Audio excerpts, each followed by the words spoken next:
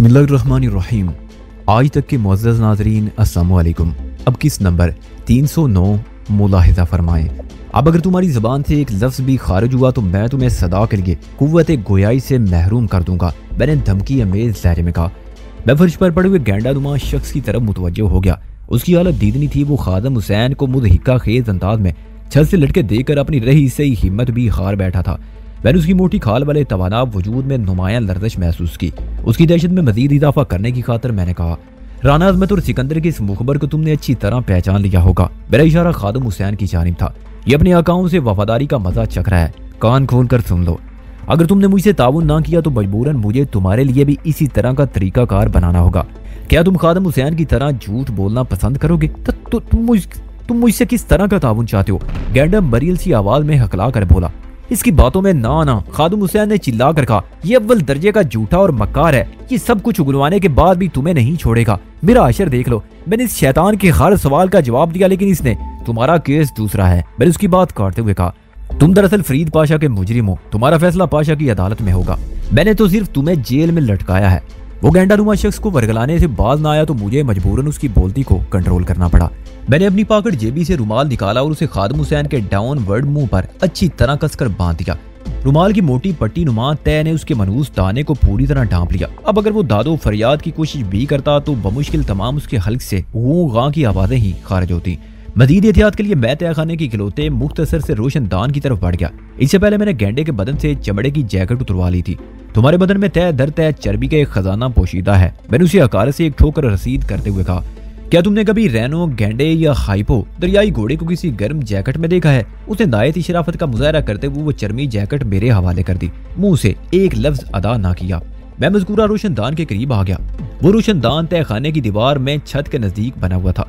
उसका साइज आधा ज़रब 3 फुट और उस पर मोहीन जाली लगी हुई थी। उस रोशनदान का बैरूनी हिस्सा बाएं बाग में खुलता था, मगर बाहर से देखने में नजर नहीं आता था, क्योंकि बाग के उस हिस्से में कांटेदार झाड़ियां मौजूद थी, जिनसे सूरज की जुज़वी रोशनी और बाहर हवा तो छीन कर तहखाने में पहुंच सकती थी, मगर अंदर की मदम रोशनी बाहर से देखना मुमकिन नहीं था। इसलिए तहखाने में बहुत कम पावर का बल्ब लगाया गया था। मैंने एहतियातन गेंडे की जैकेट को रोशनदान के सामने फैलाकर उसकी आसीनों को ग्रिल के कोनों में फंसा दिया। इस तसल्ली बख्श इंतजाम के बाद मैं वापस अपने शिकार की तरफ आ गया।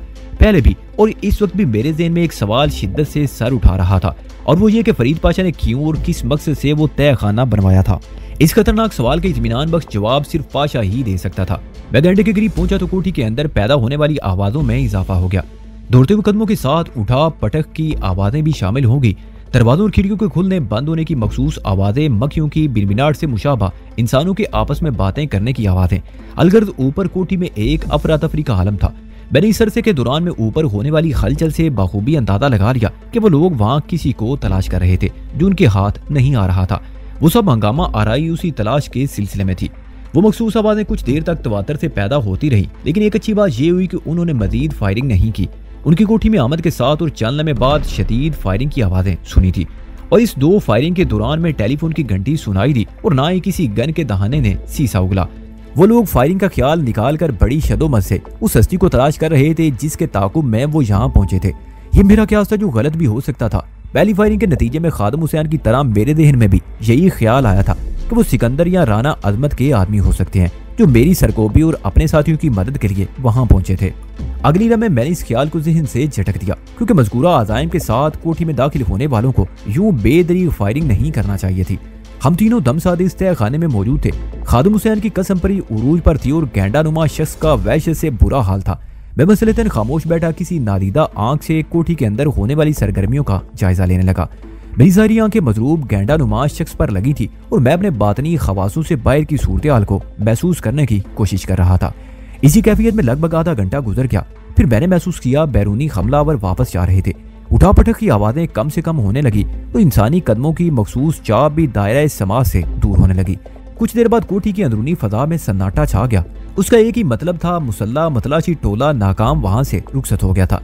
उससे एक और बात भी साबित होगी कि वो लोग मेरी या राना अजमत के आदमियों की तलाश में वहां नहीं आए थे। ये कोई और ही चक्कर था और खुदा जाने क्या चक्कर था। जब अमन सुकून पूरी तरह कायम हो गया तो मैं गेंडानुमा शिकारी की तरफ मुतवज्जो हुआ। और धरती के बोझ, तुमने अभी तक अपना नाम नहीं बताया। वो ताबुन अमेज लहजे में बोला, मेरा नाम कादर बख्श है। और तुम्हारी जख्मी साथी का क्या नाम है जो ऊपर बेहोश पड़ा है? फैज अहमद, उसने बताया। और अब तुम ड्राइवर के बारे में सवाल करोगे, इसलिए मैं खुद ही बता देता हूँ। मैंने सराहने वाले अंदाज में कहा, देख काम में ताखीर मुनासिब नहीं होती, तुम मेरी मर्जी के मुताबिक अमल कर रहे हो। कादर बख्श नामी उस गैंडे ने अपने तीसरे साथी का नाम रियाज अली बताया, जो कोठी से बाहर शाह जमाल रोड पर एक सफेद हाई रूफ के स्टीयरिंग पर सर टिकाए दुनिया माफिया से गाफिल बैठा था। ये बात मेरे सिवा और कोई नहीं जानता था कि ड्राइवर रियाज अली की इस गफलत में किसका हाथ था।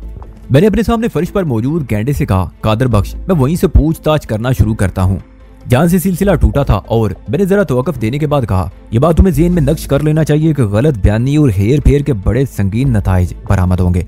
मैं इस सिलसिले में किसी रो रियायत का कायल नहीं हूँ। तुम इस मिसाल को देख सकते हो। बात के इख्तिताम पर मैंने छत से लटके हुए सिक्योरिटी गार्ड की तरफ इशारा कर दिया। कादर बख्श ने एक तगड़ी झुरझुरी ली। मुझे यूं महसूस हुआ जैसे किसी बुलडॉग ने अपने शराबूर बदन को झुरझुरा कर पानी झटकने की कोशिश की हो। इस मुज़िका खेज और वहशत अंगेज हरकत के बाद उसने बड़े फिदवियाना अंदाज में कहा, पूछो, मैं तुम्हारे हर सवाल का जवाब दूंगा। मैंने पूछा, तुम सिकंदर के बारे में कुछ बताने वाले थे, लेकिन तुम्हारी बात अधूरी रह गई। तुमने कहा था ये सारी आग उस नामुराद की लगाई हुई है। मैंने पूछा था, सिकंदर का तुम्हारे बास चौधरी दिलदार से क्या ताल्लुक है?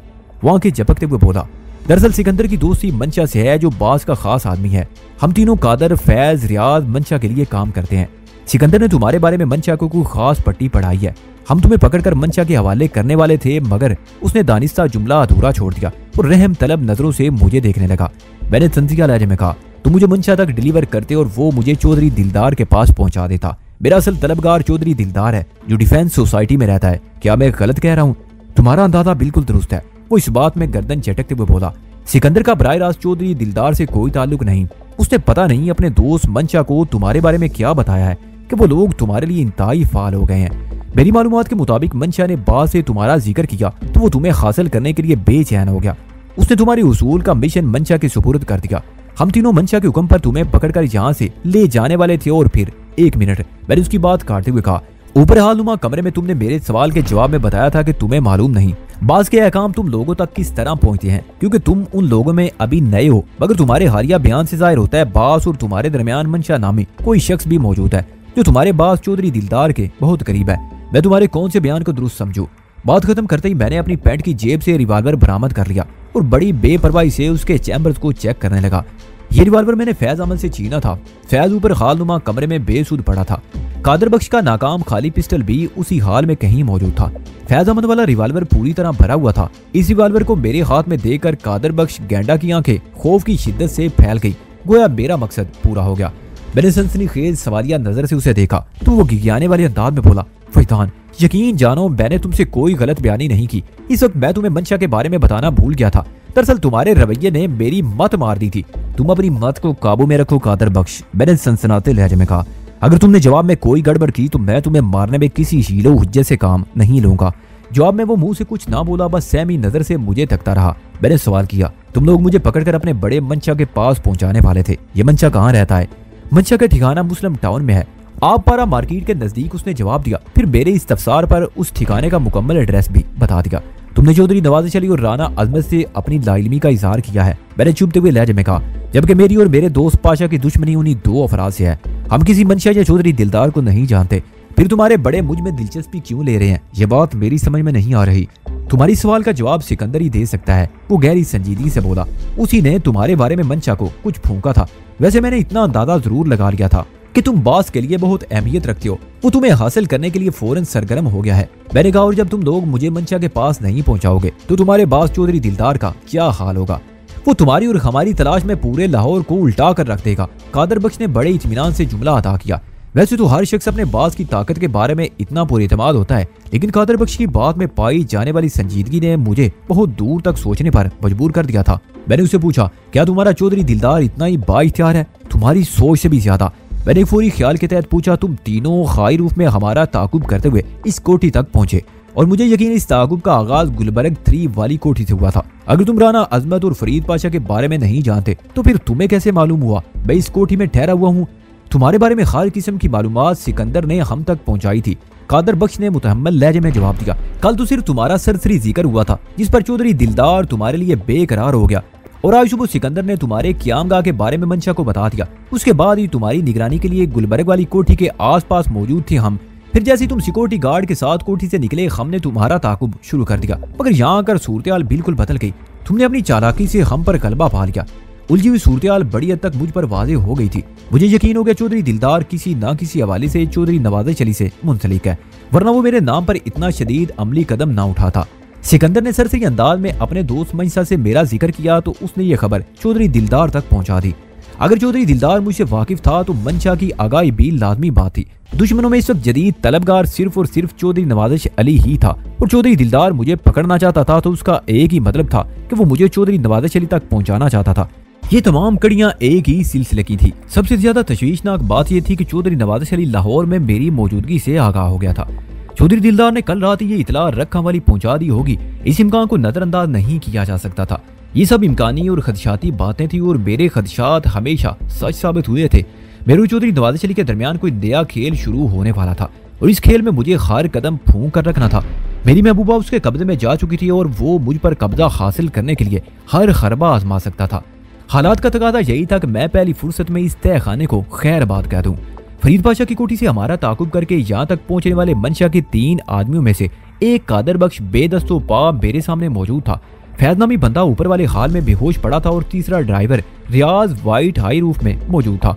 कादर बख्श और फैज अहमद तो किसी हरकत के काबिल नहीं थे, अलबत्ता रियाज अली की जानिब से कोई भी शरारत सामने आ सकती थी। खुसूसन थोड़ी देर पहले इस कोठी में जो धुआंधार फायरिंग हुई थी वो रियाज की गफलत को तोड़ सकती थी और दीगर अफराद खास तौर पर कानून के मुआवजों को इस कोठी की जानिब मुतवज्जे करने का बायस बन सकती थी। चुनांचे इस कोठी से निकलना अजहद जरूरी हो गया था। चंद दिनों तक इस खुफिया तय खाने में छुपकर बैठे रहना भी मुनासिब नहीं था। मैंने घंटे नुमा कादर बख्श की तरफ देखते हुए कहा, अब तुम्हारा क्या इरादा है? मेरे सारे इरादे और फैसले तो तुमने अपने हाथ में ले रखे हैं। वो बरहमी से बोला, मैं तो यही चाहूंगा कि तुम पहली फुर्सत में मुझे यहाँ से जाने दो ताकि तुम बाहर जाकर कोई बड़ी गड़बड़ कर सको। मैंने जहरीले लहजे में कहा, इससे तो कहीं बेहतर होगा मैं तुम्हारे साथियों को भी खींच तान कर इसी तय खाने में ले आऊं ताकि तुम खबीसों का खानदान एक ही जगह आबाद हो जाए। मेरी बात के जवाब में कादर बख्श तो कुछ नहीं बोला, लेकिन चमगादड़ के मानद छत से लटके हुए खादिम हुसैन के चेहरे पर ऐसे तासरात नमूदार हुए जैसे वो कादर बख्श से ये कहना चाह रहा हो, बेवकूफ, ये शख्स तुम्हें कभी नहीं छोड़ेगा। उसका मुंह बंधा हुआ था इसलिए वो गोयाई की सलाहियत से महरूम होकर रह गया था, वरना वो इस मौके पर बहुत शोर मचाता। मैंने कादर बख्श को मुखातिब करते हुए कहा, मैं थोड़ी देर के लिए तय खाने से बाहर जा रहा हूँ। अगर तुम शराफत का सबूत देने का इरादा नहीं रखते तो मैं तुम्हें भी खात पाँव से माजूर बना देना चाहता हूँ। वैसे तुम्हारी इतरा के लिए मैं बता दूं कि बावजूद हर कोशिश के भी तुम मेरी मर्जी के बगैर इस तय खाने से बाहर नहीं निकल सकोगे, इसलिए ऐसी कोई जहमत ना ही करो तो तुम्हारे हक में अच्छा है। शायद मेरी बात उसकी समझ में आ गई थी। मैंने उसकी आंखों में इस बाती तासरात को उभरते देखा।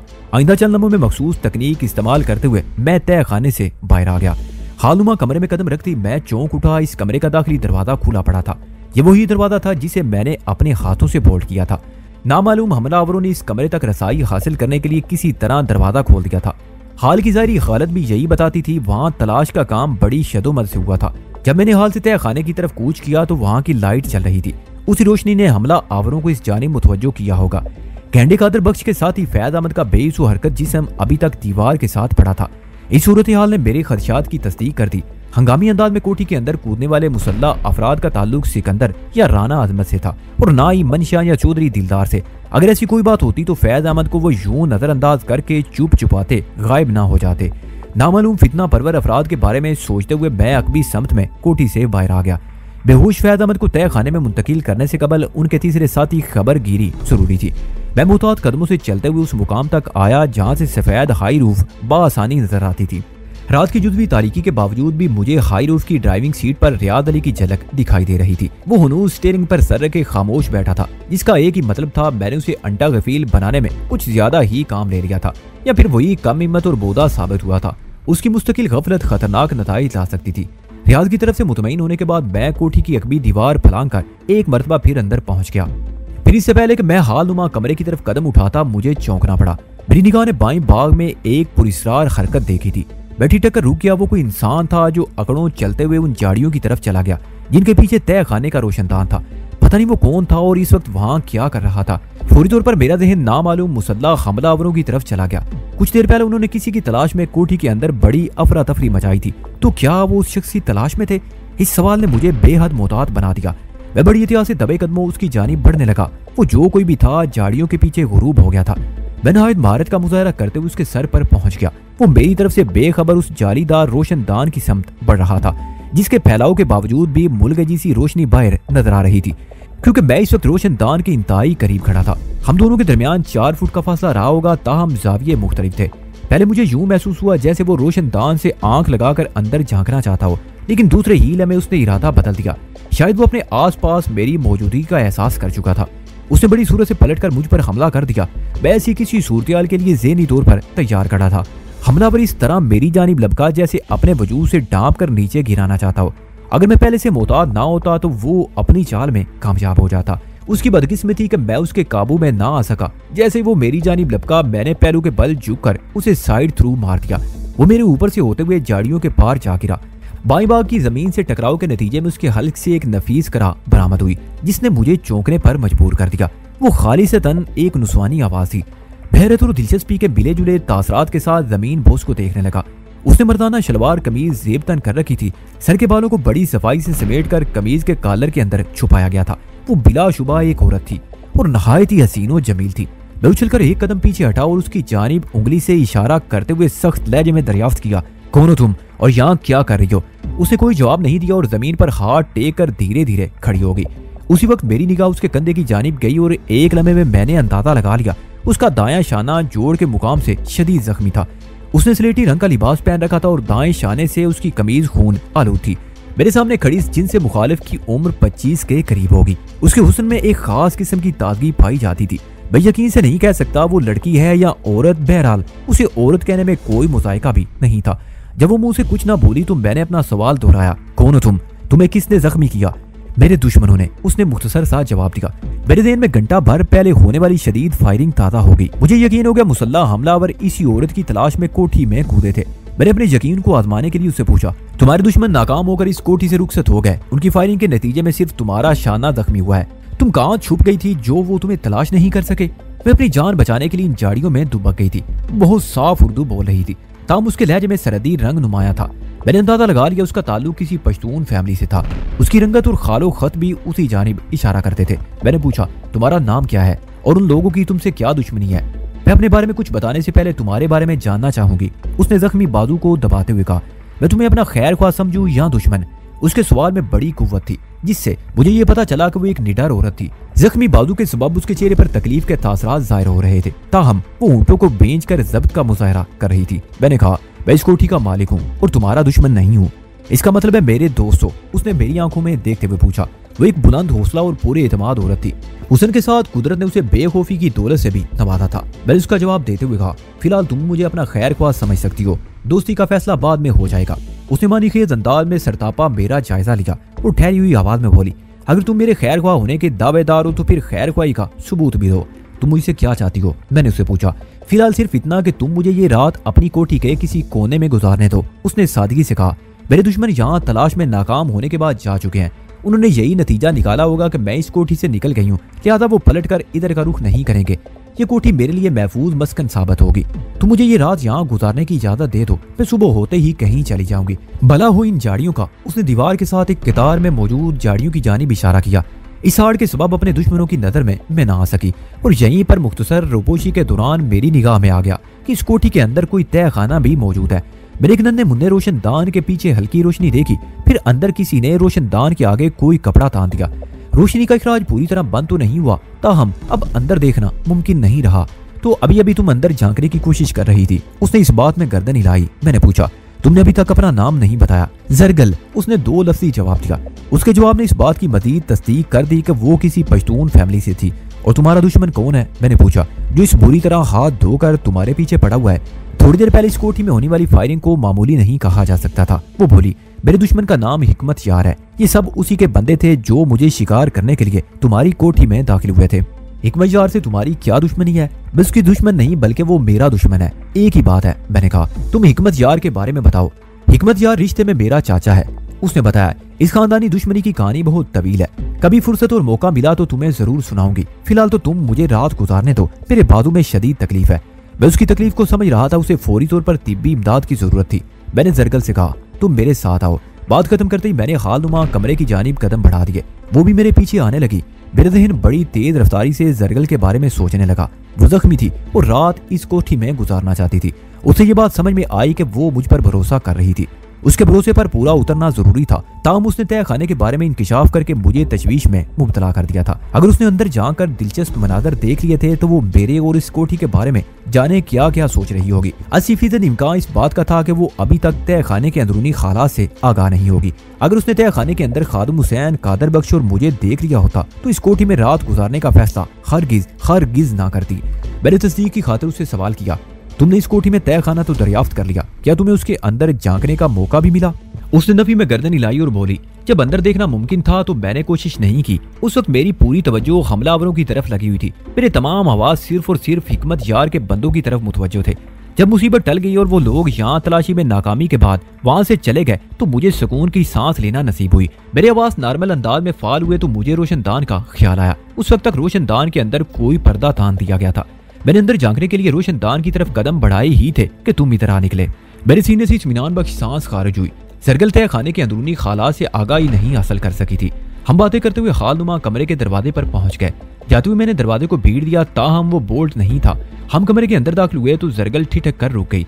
मैं पलक झपकने में उसके ठिठकने का सबब जान गया। हाल की एक दीवार के साथ जख्मी फैज बेहोशी की हालत में पड़ा था और जरगल यकटक उसी को देख रही थी। मैंने सूरत को संभालते हुए कहा, यह जुमला गैर इरादी तौर पर मेरे मुंह से निकला था। यह सब तुम्हारे दुश्मनों का किया धरा है। उसने चौंक कर मुझे देखा और तशवीशनाक लहजे में पूछा, क्या ये शख्स मर चुका है? उसने उंगली से फैज अहमद को इशारा भी कर दिया। फिलहाल इसकी जिंदगी और मौत के बारे में कोई फैसला नहीं किया जा सकता। मैंने गोल मोल जवाब दिया, इसका ये हाल हमलावरों की फायरिंग से हुआ है और तुम अब तक क्या करते फिर रहे हो? उसने हैरत से मुझे देखते हुए कहा, फायरिंग करने वालों को यहाँ से रुखसत हुए काफी देर होगी। तुमने अभी तक उस शख्स को कोई तिब्बी इमदाद नहीं, अगर ये जान से गुजर गया तो?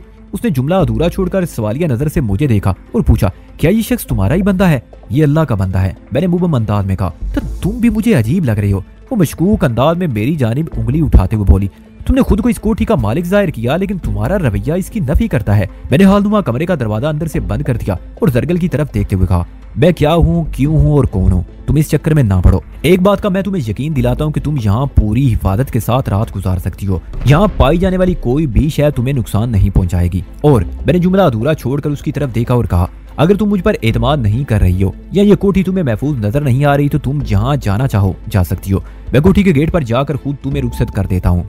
वैसे तो थोड़ी देर में मैं भी यहाँ से जाने वाला हूँ। अगर तुम कहो तो मैं तुम्हें कहीं छोड़ भी दूंगा। मेरे पास एक जीप है, शायद तुमने इस जीप को कोठी में खड़े देखा हो। मैं तुम्हें तुम्हारे पसंदीदा महफूज मुकाम पर पहुंचा के आगे निकल जाऊंगा। हाँ, मैंने वो जीप देखी है। उसने अपनी लंबी पलकों को इस बाती जुम्बश दी और कहा, अगर तुम कहाँ जाने का इरादा रखते हो? तुम तो इस कोठी के मालिक हो। वो खोजने वाले अंदाज में चलने में खामोशी से मुझे तकती रही, फिर बड़े यकीनी लहजे में बोली, तुम चाहे कुछ भी कहो लेकिन मैं किसी भी तौर तुम्हें इस कोठी का मालिक तस्लीम करने को तैयार नहीं। यकीनन तुम भी मेरी तरह किसी मुसीबत से दो चार होकर यहाँ पहुंचे हो। मैं नहीं जानती तुम्हारे अज़ाइम क्या है, ताहम तुम बहुत ही पुरस्कार और गहरे आदमी हो। नाम क्या है तुम्हारा? वो इतने एतमाद से मेरी आंखों में देख रही थी कि मुझे दिल में मानना पड़ा। वो खासी जादीदा और तजिया निगार औरत थी। उसने बड़ी खूबसूरती से मेरे बारे में अंदाजे कायम किए थे। मैं उसकी जहानत का कायल हो गया। हुस्न और जहानत खाल ही यकजा नजर आते हैं। मैंने बड़ी गहरी नजर से जरगल की आंखों में झांका और नहायत ही ठहरे हुए लहजे में कहा, मेरा नाम वजी है। इससे ज्यादा जानने के चक्कर में ना पड़ो तो तुम्हारे लिए बेहतर है। हाँ, अगर मुनासिब समझो तो ये जरूर बता दो, तुमने किस बिना पर इतने यकीन से कहा कि मैं इस कोठी का मालिक नहीं हूँ? इसी बिना पर कि कोठी का मालिक कोठी में आमदोशद के लिए अकबी दीवार पर कूदा फलांगी नहीं करता। वो सनसनाते लहजे में बोली, मैंने झाड़ियों के अकम में छुप कर तुम्हारी वो हरकत देख ली थी। तुमने नहायत ही मोहतात अंदाज में दीवार फलांगी और बाहर चले गए। मैं ये समझी कि तुम अब वापस नहीं आओगे या कुछ देर बाद आओगे। यही सोचते हुए मैं रोशनदान की तरफ बढ़ी, मगर तुम मेरी तवक्को से बहुत पहले न सिर्फ वापस आए बल्कि बड़े गैर महसूस अंदाज में मेरे सर पर भी पहुंच गए। वो खुद एतमादी से मुझे देख रही थी। अलबत्ता मैं इस बात का एतराफ करूंगी कि तुम्हारी कोठी में वापसी का मुझे मुत्तलिक एहसास नहीं हुआ। अचानक रुककर उसने मुझसे इस्तफसार किया, क्या मैं गलत कह रही हूँ? वो यकीनी तौर पर गलत नहीं कह रही थी। उसके अंदाजे और मामला फहमी बहुत मजबूत थी। मैं उसके सवाल का जवाब देने की बजाय बेहोश फैज की तरफ बढ़ गया। उसके नजदीक ही वो गर्म चादर भी मौजूद थी जिसकी बुक्कल मारकर वो इस कोठी में वार दूंगा था। मैंने जरा सी कोशिश करके उस चादर में से 3 इंच चौड़ी कोई गज भर की पट्टी फाड़ी और जरगल के करीब आ गया। कौन क्या गलत कह रहा है, क्या दुरुस्त, इसका फैसला बाद में भी किया जा सकता है। मैंने कहा, तुम्हारे जख्मी बाजू से रिसने वाले खून को रोकना सबसे ज्यादा जरूरी है। अगर तुम अपना बाजू मुझे दे दो तो मैं इसका मुआयना करके पट्टी बांध देता हूँ। मेरे ख्याल में जख्म ज्यादा गहरा या तशवीशनाक नहीं। वो बेपरवाही से बोली, शायद कोई गोली गुजरते हुए मेरे बाजू की मिजाज पुरसी कर गई है। वो बड़ी रवानी और सफाई से उर्दू बोल रही थी। मैंने सुन रखा था सरहदी लोग खुसूसन औरतें तालीम के जेवर से आरास्ता नहीं होती। लड़कियों को स्कूल कॉलेज भेजने का रवाज नहीं होता। बस वो अपनी मादरी जबान ही से आशना होती हैं या फिर पश्तून लहजे में टूटी फूटी उर्दू बोलकर गुजारा चला लेती हैं। लेकिन जरगल की बातचीत से मैंने अंदाजा लगा लिया कि वो आला तालीम याफ्ता है। उसे मेरे ज़हन में ये भी नक्श हो गया कि वो फार्मूला दुरुस्त नहीं, सरहदी लोग भी तालीम याफ्ता हो सकते हैं और हत्तल से तालीम हासिल करने की कोशिश कर सकते हैं, चाहे दूसरों की बनिस्बतन तनासुब कम क्यों ना हो। जरगल ने पाए बाग में मुझे बताया था उसके जख्मी शाने में शदीद तकलीफ है, लेकिन अब वो घायल बाजू की तरफ से बेपरवाही बरत रही थी। इस मौके पर बहस मुबासा मुनासिब नहीं था। मैंने जरगल की बात के जवाब में कहा, जख्म की गहराई या तशवीश नाकी के बारे में मुआयने के बाद ही कुछ कहा जा सकता है। अगर तुम अपने बाजू में तकलीफ महसूस नहीं कर रही हो तो दूसरी बात है। उसने बेधड़क अपना बाजू मेरे सामने कर दिया और कैफ का बटन खोलकर आस्तीन उलटने लगी। अगले लम्हे उसका रेशमी दूधिया बाजू मेरी निगाह में चमकने लगा। बाज़ तजरिबाकार लोग औरत के हाथ और पाँव को देखकर उसके हुस्न का अंदाजा लगा लेते हैं। मैं जरगल का चेहरा देखते उसे एक हसीनो जमील औरत करार दे चुका था और अब उसका एक बाजू मेरी नजर के सामने खुला हुआ था जो बाज़बाने खामोशी उसके सरापे नाज होने की गवाही दे रहा था। जरगल का अंदाजा बिल्कुल दुरुस्त था। गोली उसके बाजू के कंधे की खाल को छीलते हुए गुजर गई थी और खून के रिश्ते ने उसके कंधे के मुकाम से उसकी कमीज को भगो दिया था। वो जख्म 3 पट्टियों की मार था। मैंने चादर से फाड़ी हुई पट्टी नहायती महारत के साथ जरगल के जख्मी कंधे पर लगा दी। मैंने चादर से फाड़ी हुई लंबी पट्टी नहायती महारत के साथ जरगल के जख्मी कंधे पर बांध दी। उसे आस्तीन को गिराकर कफ का बटन लगा दिया। मैंने पूछा, जरगल तुमने ये मर्दाना लिबास क्यों पहन रखा है? इसका ताल्लुक भी मेरी इसी तवील कहानी से है जो मैं भी तुम्हें नहीं सुना सकती। वो शुक्रगुजार अंदाज में मुझे देखते हुए बोली, आसानी के लिए ये समझ लो कि मैंने खुद को दुश्मनों से छुपाने के लिए आर्जी तौर पर ये सवांग भरा था। वो जरा वक़्फ करने के बाद मुझसे मुस्तफसर हुई, अपने बारे में भी तो बताओ वजी, ये ना कहना कि तुम इस कोठी के मालिक हो। और उसने दानिस्ता जुमला अधूरा छोड़ दिया और बड़े गहरे अंदाज में मुझे तकने लगी। मैंने एक बात खास तौर पर महसूस की कि मैं जैसे ही उससे कोई सवाल करता हूँ वो पलटकर मेरी जात के बारे में पूछने लगती थी। मैंने जान छुड़ाने की गर्ज से कहा, तुम्हारी तरह मेरी दास्तान भी बहुत तवील है, फुर्सत ही से सुनी और सुनाई जा सकती है।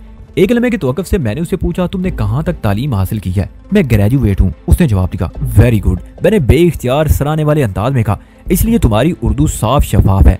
तालीम इंसान को बनाने संवारने में बहुत मदद देती है। उसने मेरी राय पर कोई तबसरा ना दिया और बाएं हाथ से अपने घायल दाएं कंधे को दबाने लगी। मैंने उसे मुखातिब करते हुए पूछा, जरगल तुम्हारा क्या इरादा है? उसने उलझन ज़दा सवालिया नजर से मुझे देखा, शायद वो मेरी बात समझ नहीं पाई थी। मैंने कहा, क्या तुम ये रात इसी कोठी में गुजारना चाहती हो? तुम अपने बयान के मुताबिक थोड़ी देर बाद यहाँ से चले जाओगे, उसने बदस्तूर उलझे हुए लहजे में कहा। जबकि मैं महसूस कर रही हूँ इस कोठी में और कोई जी नफ्स मौजूद नहीं। मैं इस जख्मी बेहोश के साथ तो इस कोठी में रात नहीं गुजार सकती। बात खत्म करते उसने फैज की तरफ इशारा कर दिया। मैंने कहा, इसका बंदोबस्त तो मैं भी कर देता हूँ, उसके बावजूद भी मैं यहाँ से जाना चाहूंगी। ठीक है, मैंने इस बात में गर्दन हिलाई। अगर तुम मेरे साथ यहाँ से निकलना चाहती हो तो फिर जरा रुक कर इंतजार करो, मैं इस बंदे को थोड़ी इज्जत दे दूं। और अगर तुम अकेली जाना चाहती हो तो मेरी तरफ से इजाजत है। तुम्हें किसी चीज की जरूरत हो तो बता दो। उसने मेरे सवाल का जवाब देने की बजाय कहा, तुम इस बेहोश बंदे के साथ क्या करना चाहते हो? उसके इस अफसार से मुझे ये अंदाजा कायम करने में दुश्वारी नहीं हुई कि वो मेरी मुय्यत में इस कोठी को खैराबाद कहने का इरादा रखती थी, वरना वो सवालों जवाब के चक्कर में पड़े बगैर पहली फुर्सत में वहां से खिसक लेती।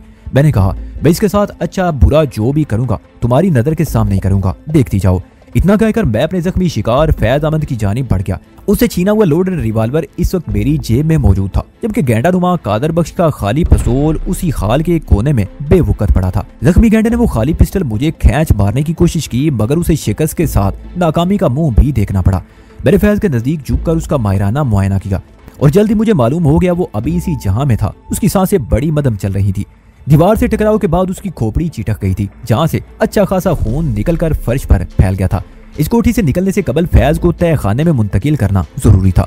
मैं उसे घसीट कर उसी दीवार की जानिब ले जाना चाहा जिसके पीछे खुफिया तय खाने का रास्ता था। जरगल मेरे करीब आ गई और ताउन अमेज लहजे में बोली, वजी थोड़ी जगह दो, मैं भी तुम्हारी मदद करती हूँ। मैंने हैरत से उसकी तरफ देखा और उसकी ख्वाहिश के पेश नजर फैज का एक बाजू उसके हवाले कर दिया। हम दोनों मिलकर उसे घसीटते हुए दीवार के नजदीक ले आए। जरगल को कुछ मालूम नहीं था अब मैं फैज के साथ क्या करने वाला हूँ। उसने बड़े यकीन से कहा, मुझे लगता है इस बंदे का ताल्लुक तुम्हारे मुखालफिन से है, तुम्हें दुरुस्त लगता है। मैंने मुतदिल अंदाज में कहा, यह कोठी मेरे दोस्त फरीद पाशा की मलकियत है, वो इस वक्त यहाँ मौजूद नहीं और बाकी जो भी मौजूद है वो मेरे दुश्मनों ही में शुमार होते हैं। क्या मैं भी? उसने अजीब नजर से मुझे देखा। उसके सवाल ने मुझे बुखला दिया। फौरी तौर पर मेरी समझ में ना आया कि क्या कहूँ। वो बदसूर गहरी नजर से मुझे तकते हुए बोली, मैंने तो अभी तक तुम्हारे खिलाफ किसी दुश्मनी का सबूत नहीं दिया। तुम बिल्कुल ठीक कह रही हो, मैंने संभल कर कहा। तुमने मुझसे कोई दुश्मनी की है और ना ही किसी दोस्ती का सबूत दिया है। तुम्हारे बारे में मैं बाद में फैसला करूंगा, फिलहाल तुम खुद को न्यूट्रल समझो। वो गैर मुतमईन अंदाज में मुझे देखते हुए बोली, अच्छी बात है। फिर उसने फैज की तरफ इशारा किया। अब इस बंदे का क्या करना है? इसको तय खाने में पहुंचाना है। मैंने पुरसोच अंदाज में कहा, ये यहाँ अच्छा नहीं लग रहा, वहाँ इसके 2 साथी पहले से मौजूद हैं। ये अपने कबीले में पहुंचकर खासा रिलैक्स महसूस करेगा। वो लंबी पलकें झपकाते हुए बोली, पता नहीं तुम किस किस्म की बातें कर रहे हो, ये सब कुछ कहीं तुम मजाक तो नहीं कर रहे हो वजी? इस कोठी के खुफिया तय खाने का राज फरीद पाशा और बुश से आगे बढ़कर खादम हुसैन और कादर बख्श तक पहुंच चुका था। इस राज में फैज की शमूलियत भी होने वाली थी। चुनाचे जरगल भी इस तय खाने की झलक देख लेती तो इसमें कोई कबाहत ना थी। इस तय खाने में आमदोशद की तकनीक सिर्फ फरीद पाशा और बुश तक ही महदूद थी। मेरा तुम्हारा कोई मजाक नहीं है जरगल, मैंने उसकी हसीन सूरत आंखों में झांकते हुए कहा। इस आलनुमा कमरे के नीचे वाकई एक तय खाना मौजूद है जिसे अभी तुम अपनी आंखों से देखोगी। तुम इस तय खाने के नीम रोशनदान को तो देख चुकी हो। उसने सारी लाने पर इत्तफा किया, ताहम उसकी मकनातीसी आंखों में हैरत नुमा उलझन बदस्तूर हिलकोले ले रही थी। वो खासी मुतज़ब्ज़ब नजर आती थी। अगले 2 मिनट के अंदर मैंने मखसूस तकनीक का इस्तेमाल करके फैज को जरगल की मदद से घसीट कर कादर बख्श के करीब ला छोड़ा। तय खाने के अंदर दाखिल होते ही मैंने दरवाजे को बंद कर दिया। जरगल को यह समझने में जरा भी दिक्कत नहीं हुई कि इसी तय खाने के मुख्तसर रोशनदान से बल्ब की मुलगजी रोशनी फूटते देखी थी उसने। मेरे साथ एक सरापा हुसन औरत को देखकर गेंडा नुमा कादर के दीदे हैरत से फैल गए। खादम हुसैन की सुर्ख आंखों में भी ताज्जुब की स्याह परछाइयां लहराई। मैंने उनके तासरात से फौरन अंदाजा लगा लिया कि वो जरगल से आशना नहीं थे और जरगल की भी कुछ ऐसी ही पोजीशन थी। ये एक इत्मीनान बख्श बात थी कि वो दोनों जरगल को मेरी साथी समझे थे। खादम हुसैन को छत की जीनत बनाने से पहले मैंने उसके तफसीली जामा तलाशी ले ली थी और उसकी जरूरी और गैर जरूरी अशिया के साथ कोठी और गाड़ी की चाबियां मेरे कब्जे में आ चुकी थी। लिहाजा मैंने इस जाड़ मनूस सिक्योरिटी गार्ड को नजरअंदाज करते हुए कादर बख्श से कहा, मैं तुम तीनों को इस तय खाने में छोड़कर जा रहा हूँ। तुम्हारा फैसला फरीद पाशा खुद कल सुबह आकर करेगा। खादम फरीद का मुजरिम है, लेकिन तुम दोनों भी बिला इजाजत गैर कानूनी तौर पर उसकी कोठी में दाखिल हुए हो। न सिर्फ दाखिल हुए बल्कि तुमने यहाँ खासी अफरा तफरी भी मचाई है। मैंने तुमसे जो कुछ मालूम करना था वो कर लिया, बाकी का इंटरव्यू पाशा करेगा। तुम अब भी खुद को बचा सकते हो वजदान, गेंडे कादर बख्श ने सुलगते हुए लहजे में कहा। मंशा और चौधरी दिलदार बहुत खतरनाक लोग हैं, तुम उनके सामने ज्यादा देर ठहर नहीं सकोगे। अगर खैरियत चाहते हो तो हमें शराफत से यहाँ से जाने दो। मुझे उस नामाकूल शख्स पर गुस्सा आया। मैंने अपनी जेब से रिवॉल्वर निकाला और उसकी आंखों के सामने लहराते हुए कहा, मैं इंतहाई शराफत का सबूत ही दे रहा हूँ जो तुम लोगों को जिंदा छोड़कर जा रहा हूँ, वरना तुम खबीसों के अमाल तो ऐसे हैं कि तुम्हें फुर्सत निकाले बगैर गोलियों से भून देना चाहिए। मैंने रिवॉल्वर की नाल को उसकी पेशानी की तरफ करते हुए कहा। वो नफरत अमेज नजर से मुझे घूर कर रह गया, मुंह से एक लफ्ज ना बोला।